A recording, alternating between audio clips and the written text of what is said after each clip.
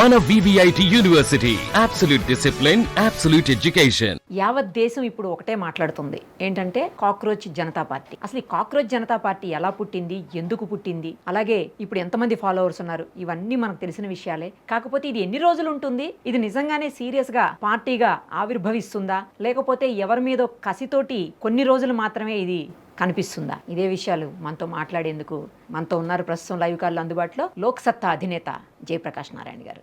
ఆయనతో మాట్లాడదాం. సార్ నమస్తే అండి. నమస్తే నిరుపమ. సార్ మీరు కూడా చూసే ఉంటారు, కాక్రోచ్ జనతా పార్టీ ఇప్పుడు సోషల్ మీడియానంతా షేక్ చేస్తున్నటువంటి పరిస్థితి ఉంది సార్. నిరుపమ, నేను చాలా కాలం నుంచి చెప్తున్నాను, సార్ మనం ఒక పౌడర్ కెగ్ మీద ఉన్నాం. సమాజంలో ఆశలేమో ఆధునిక యుగంలో ఈ టెలివిజన్ 24 hours ఉండటం చేత, మొబైల్ ఫోన్స్, మిగతా ఈ సోషల్ మీడియా ఉండటం చేత ఆశలేమో ఆకాశాన్ని అంటుతున్నాయి, అవకాశాలేమో అందరికీ అందట్లా. ఎందుకంటే ఆర్థిక ప్రగతి జరుగుతుంది, ఇంకా పెంచాలి, కానీ జరిగే ప్రగతి ఫలితాలు ఎక్కువ మందికి సరిగ్గా అందట్లా. దాంతో కసి పేరుకుంటాం. అందుకనే ఇంక్లూజివ్ గ్రోత్ కావాలి అంటే, సమాజంలో సంపద సృష్టిలో అందరినీ భాగస్వాములు చేయకపోతే అటు రాజకీయ అస్థిరత వస్తుంది. దానికి చిహ్నం ఈ కాక్రోచ్ జనతా పార్టీ రూపంలో సామాజిక అశాంతి ప్రబలుతుంది. అది కేవలం సోషల్ మీడియాకి పరిమితి కాకుండా రేపు రోడ్ల మీదకి రావచ్చు. మూడోది, కాలక్రమేణా ఆర్థిక వ్యవస్థ కూడా స్తంభించిపోతుంది. అంచేత ఇంక్లూజివ్ ఎకనామిక్ గ్రోత్ కావాలి, ఇంక్లూజివ్ సస్టైన్. మీతో ఇంటర్వ్యూలో కూడా చాలా సందర్భాలు నేను చెప్పాను. ఏమిటి ఇంక్లూజివ్ అంటే, మంచి ప్రమాణాల చదువు లేకుండా ఉత్తిత చదువులు అందిస్తున్నారు. వీళ్ళు చాలా మంది డిగ్రీలు ఉంటాయి. పాపం వాళ్ళు ఏ పాపం వాళ్ళ తప్పు కాదు, కానీ డిగ్రీ కాగితం మొక్కంత విలువ కూడా లేదు. అది ఒత్తి కాగితం తప్ప దానికి ఏం ప్రయోజనం లేకుండా, అంటే పరిజ్ఞానం లేకుండా, నైపుణ్యం లేకుండా మీకు డిగ్రీ కాగితాలు ఇచ్చి 10th క్లాస్లో పాస్ చేయించి 99% మందిని పాస్ చేయించి 99% మార్కులు ఇచ్చి ఎందుకు ఏ రకంగా తయారు చేస్తున్నాం? మార్కెట్లో పనికి రాకుండా తయారు చేస్తాం. రెండోది, మంచి ఆరోగ్య వ్యవస్థ.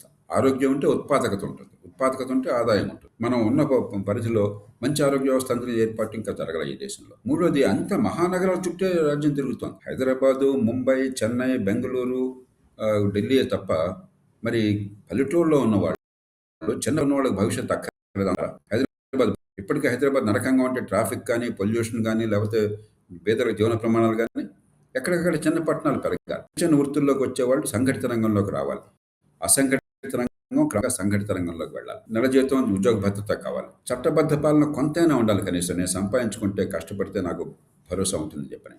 అర్బన్ హౌసింగ్ కావాలి, పట్టణ ప్రాంతాల్లో ఇళ్ల నిర్మాణం కావాలి. ఇవన్నీ కావాలంటే ఇందాక చర్చించుకున్న వేరే ఇంటర్వ్యూలో ఆర్థిక క్రమశిక్షణ కావాలి, వనరులను సద్వినియోగం చేయాలి. జీడీపీ పెరగడం అవసరం, దానిలో అనుమానం లేదు. మనకేమవుతుంది, దేశంలో 2 రకాల రాజకీయం నడుస్తుంది. జాతీయ స్థాయిలో అధికారంలో ఉన్న పార్టీ, మరికొన్ని పార్టీలేమో జీడీపీ పెరగాల, మంచిది, నేను పూర్తిగా దానికి అనుకోను. జీడీపీ పెరగకుండా దేశం సర్వనాశనం అవుతుంది. కానీ ఈ పెరిగే జీడీపీ ఫలితాలు అందరికీ అందాలంటే ఇంక్లూజివ్ గ్రోత్ కావాలనే విషయంలో చర్చ జరగట్లా. సరే, ప్రతిపక్షాలు ఏమిటి, అన్ని ఉచితంగా ఇవ్వాలా, ప్రజల్లో కష్టం ఉంది కాబట్టి. అంతేగాని జీడీపీ పెరగాలనుకోవట్లా.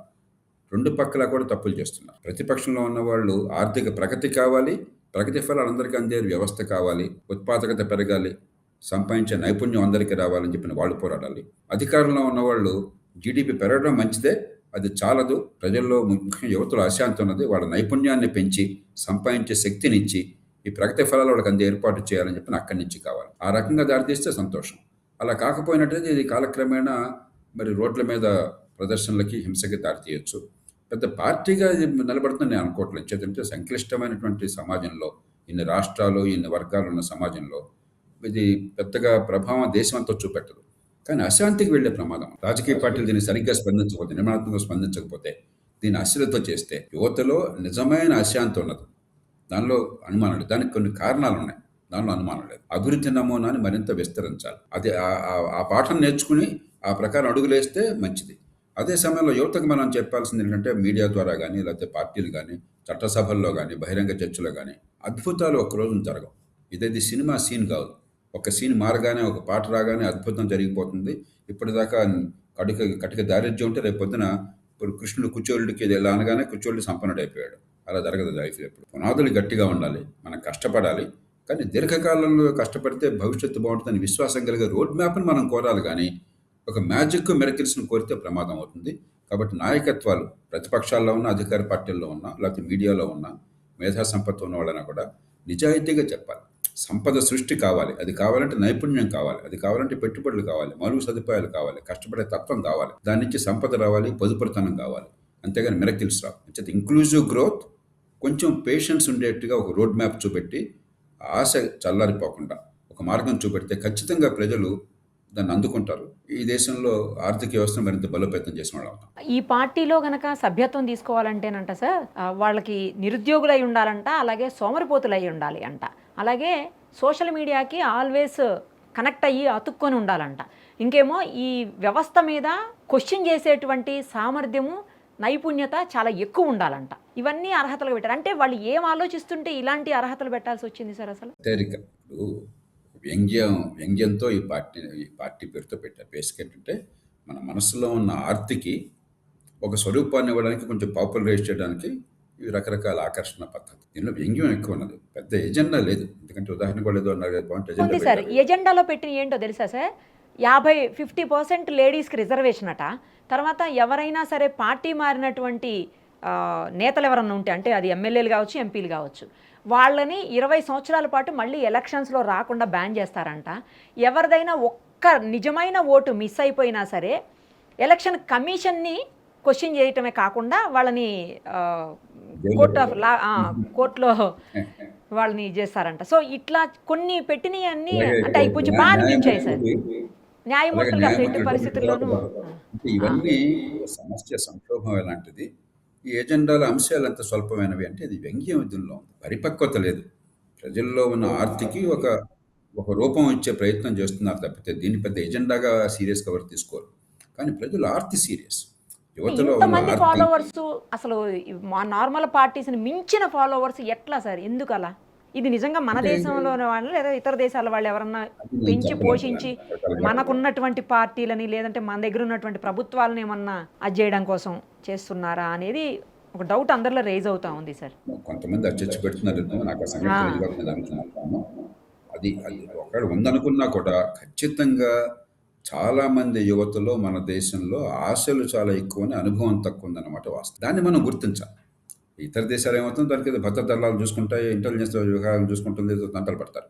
కానీ అలాగని దీన్ని కప్పేస్తే లాభం లేదు. నిజంగా ఈ దేశంలో నిరుద్యోగ యువతలో ఆర్తి ఉన్నది. నిరుద్యోగం ఉండటానికి కారణం తప్పు వాళ్ళది కాదు, నైపుణ్యం లేని పనికిమాలని విద్యను అందించాం మన వాస్తవం.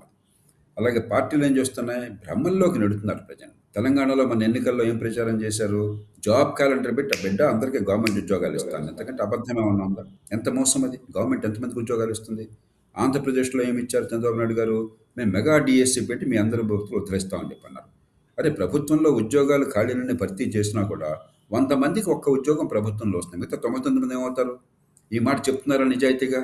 కాబట్టి మనం గతంలో చేసిన పాపాల పర్యవసానం అనుభవించాల్సి వస్తుంది. రాజకీయ పార్టీలు ఈ పూట ఓటే పరమాత్మగా భావించి దీర్ఘకాల అభివృద్ధి, నైపుణ్యాన్ని పెంచడం, పెట్టుబడులు ప్రోత్సహించే వాతావరణాన్ని ఇవ్వటం, కొంతైనా అవినీతిని తగ్గించి మరి పారిశ్రామికీకరణకి, ఈ కంపెనీల ఏర్పాటుకి దోహదం చేయటం, మరి డబ్బు సంపాదించుకుంటే నిజాయితీగా నా డబ్బులు నాకుంటే నమ్మకాన్ని కలిగించడం, మౌలిక సదుపాయాలను బాగు చేసి జీవన ప్రమాణాలు పెంచడం, ఈ పనులు ఎక్కడ చేస్తున్నారా? చేయట్లా. విద్య ఎంత చండాలంగా ఉంది. విద్య లేకుండా ఆధునిక యుగంలో ఉపాధి సాధ్యమా? మీరు ఏ కుటుంబమైనా చూడండి, మీ కుటుంబం నా కుటుంబంతో సహా గత 30-40 ఏళ్ళలో చూడండి, ఏ కుటుంబాలు కాస్త కష్టంలోంచి బాగుపడ్డాయి? మనందరం కష్టంలో బతికినవాళ్ళం. 50 ఏళ్ల క్రితం, 70 ఏళ్ల క్రితం మన కుటుంబాలు అన్నీ కూడా కాస్త కూస్తే కష్టంలో, ఏదో తినడానికి కొంత తప్ప అంతా కష్టంలో ఉన్నవాళ్ళమే. కానీ కాస్త విద్య అంది, కొంచెం క్రమశిక్షణ పాటించి పొదుపరితనాన్ని ఉన్నట్టయితే ఒక దశాబ్ద కాలం, ఒక తరం కాలం అయ్యేసరికి జీవితాలు బాగుపడుతున్నాయి. అంతకుమించి వేరే మార్గం లేదు. ఆ మాట చెప్పకుండా మనం నీకెందుకు బిడ్డ, నీకు గవర్నమెంట్ ఉద్యోగం వచ్చేస్తుంది, పనికి ఏమీ చదువు లేకపోయినా కూడా డిగ్రీ కాగితాలు అందుతాయి, 10th క్లాస్లో 99% పాసు, ఇంటర్మీడియట్లో 96% పాస్ అవడమే కాకుండా ఏమీ తెలియకపోయినా మార్కులు 1000కి 990 మార్కులు వస్తాయి. ఇలాంటి ఒక వికృతమైన వ్యవస్థ నిర్మాణం చేసి ప్రజలు ఊహలాకులను నెట్టేశాం. దాని పర్యవసానం ఇది. కాబట్టి ఇప్పుడు ఈ ఇష్యూ ఏంటంటే, నిజాయితీగా ఇంక్లూజివ్ గ్రోత్ కోసం మంచి నైపుణ్యం వచ్చే విద్య అందించడం ఎట్లాగా, ఉపాధి కలిగించేందుకు లేబర్ ఇంటెన్సివ్ ఇండస్ట్రీ రావటం ఎట్లాగా, దాన్ని రాకుండా తగలబెట్టాం. ఉదాహరణకు చిన్న ఉదాహరణ చెప్తాను మీకు. చైనా మనకంటే చాలా సంపన్న దేశం, మనకంటే 5 రెట్లు తలసరి ఆదాయం మన దేశం. అందరికీ అనుమానం లేదు దానిలో. నేనేమి మన అవమానించాలని చెప్పట్లా, వాస్తవాలుగా తీసుకోవాలి. మన దేశం అంటే మనకు గర్వం ఉంది, గౌరవం ఉంది. కానీ అబద్ధాలు చెప్పుకుంటే లాభం లేదు కదా. చైనా మనం కూడా ఒకే ప్రమాణంలో కాటన్ ఉత్పత్తి చేస్తాం. ప్రతి ఉత్పత్తి చైనా ఎంతో మన కూడా అంతే. కానీ చైనా ప్రపంచం మొత్తానికి $320 బిలియన్ ఈ కాటన్ దుస్తుల్ని, ఈ టెక్స్టైల్ని ఎగుమతి చేస్తోంది. భారతదేశం $40 బిలియన్ ఎగుమతి చేస్తోంది. మన దేశంలో పని లేక ఉన్న వాళ్ళు ఎక్కువ మంది ఉన్నారు, అసంఘటిత రంగంలో ఎక్కువ మంది ఉన్నారు. కాబట్టి మనం ఎక్కువ మందికి ఉపాధి ఇవ్వాల్సింది. చైనాలో అసలు మనుషులు లేరు, వాళ్ళకి లేబర్ షార్టేజ్ ఉంది. అయినా కూడా వాళ్ళు $320 బిలియన్ ఈ లేబర్ ఇంటెన్సివ్ ఇండస్ట్రీలు చేసి ఉపాధి కలిగించగలిగారు. మన దేశంలో రకరకాల చట్టాలు, రకరకాల మూర్ఖత్వాలు పెట్టుకుని ఉపాధి లేకుండా చేశాం. అసలు కార్మికుల్ని పెంచితే ఆ ఉద్యోగం ఇచ్చిన వాడు పాపన్నట్టుగా చూసాం మనం. లేబర్ లాస్ కానీ, లేకపోతే రెస్ట్రిక్షన్స్ కానీ, కంట్రోల్స్ కానీ. ఇది ఒక చిన్న ఉదాహరణ. ఈ $325 బిలియన్ చైనాలాగా మనం చేసినట్టయితే కొన్ని కోట్ల మందికి ఈ రంగంలో ఉపాధి వచ్చింది. ఇలా ఎన్నో రంగాల్లో మనం చాలా తప్పులు చేశాం. ఇప్పుడు సవరించుకోవాలి. ఇది మ్యాజిక్ కాదు, ఒక బటన్ నొక్కితే మారేది కాదు, టైం పడుతుంది. కానీ ఈ యువతకి ఒక నమ్మదగ్గ రోడ్ మ్యాప్ కనిపించాలి. ఒక్కరోజు మెరికలు జరిగితే భ్రమలు కలిగించడం కంటే ఒక నమ్మదగ్గ రోడ్ మ్యాప్ కల్పించి గతంలో తప్పులు చేసిన, గత 50-60 ఏళ్ళుగా చేసిన తప్పుల్ని ఇవాళ విధానాల్లో సవరించాలి. Thank you sir, thank you so much.